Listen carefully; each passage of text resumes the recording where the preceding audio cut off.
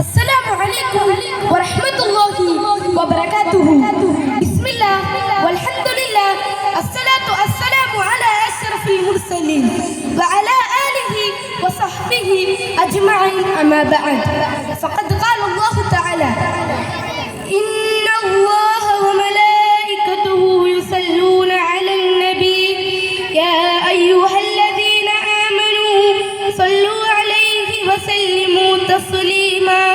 اللهم صل على سيدنا وشفيعنا ومرشدنا ومنجينا وعلى آل سيدنا ومولانا محمد.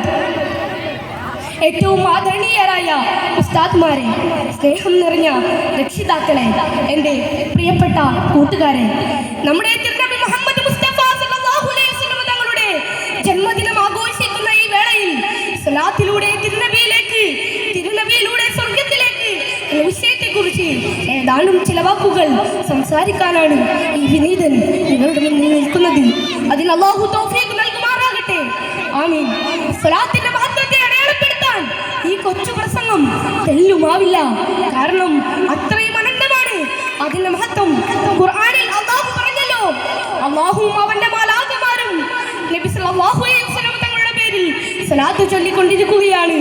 അതുകൊണ്ട് മുഅ്മിനീങ്ങളെ, നിങ്ങളും പുണ്യനബിയുടെ മേൽ സ്വലാത്ത് ചൊല്ലുവീൻ.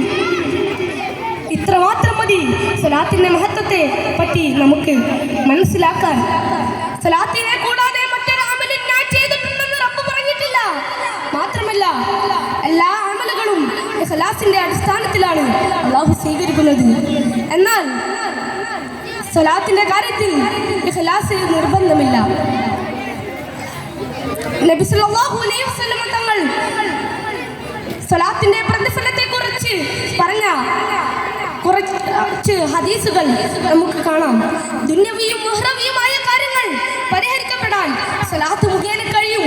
മാത്രമല്ല, നാളെ സ്വർഗ്ഗലോകത്തെ ഏറ്റവും വലിയ സീറ്റുകാരൻ എൻ്റെ മേൽ ഏറ്റവും കൂടുതൽ സ്വലാത്ത് ചൊല്ലിയവനായിരിക്കുമെന്ന് സയ്യിദുനാ മുഹമ്മദ് മുസ്തഫ സല്ലല്ലാഹു അലൈഹി വസല്ലം തങ്ങൾ പറഞ്ഞിട്ടുണ്ട്.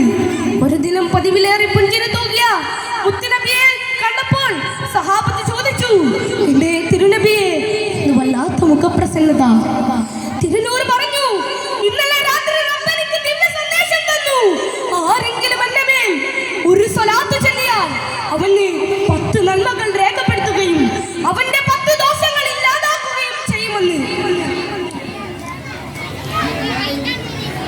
നബി സല്ലല്ലാഹു അലൈഹി വസല്ലം തങ്ങളെ സന്തോഷിപ്പിച്ച ഈ കാര്യത്തിൽ നാം ഒരിക്കലും പിന്നിലായിക്കൂടെ കൂട്ടുകാരൻ.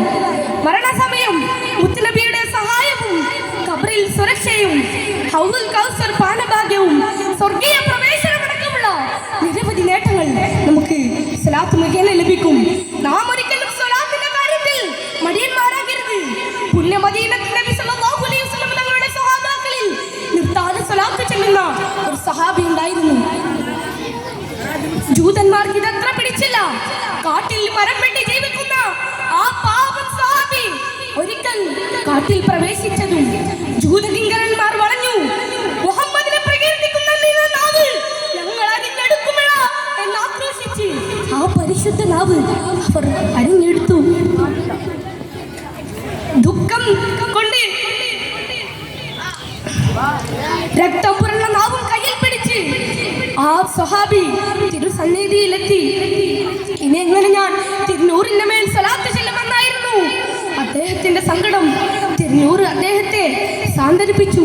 ശേഷം അല്പം ഉമിനീർ പുരട്ടി ആ വിശുദ്ധ നാവ് ഫിറ്റ് ചെയ്തു കൊടുത്തു. സ്വലാത്തിന്റെ കറാമത്തും തിരുനബിയുടെ മോചനത്തും ചേർന്നുണ്ടായ ആ മഹാഭാഗ്യത്തിൽ ആ സ്വഹാബി സന്തോഷ കണ്ണീർ വാർക്കുകയുണ്ടായി. നോക്കൂ പ്രിയമുള്ളവരെ, സ്വലാത്തിന്റെ മഹത്വം. ദിവസേന സ്വലാത്ത് ചൊല്ലാൻ നാം ശ്രമിക്കണം. മുത്തുനബിയോടുള്ള ഇഷ്ക് കൊണ്ട് നമ്മുടെ ഖൽബ് നിറക്കണം. മരണസമയം ആ തിരുമുഖം ദർശിച്ചുകൊണ്ട് മരിക്കാൻ നമുക്ക് ഭാഗ്യം ലഭിക്കണം. സ്വലാത്തിലൂടെ തിരുനബിയിലേക്ക് അടുക്കാനും തിരുനബിയിലൂടെ സ്വർഗത്തിലേക്ക് കടക്കാനും അല്ലാഹു നമുക്ക് തൗഫീഖ് നൽകുമാറാകട്ടെ. വാഖിറു ദഅവാനാ അൽഹംദുലില്ലാഹി റബ്ബിൽ ആലമീൻ. അസ്സലാമു അലൈക്കും വറഹ്മത്തുള്ളാഹി വബറകാതുഹു.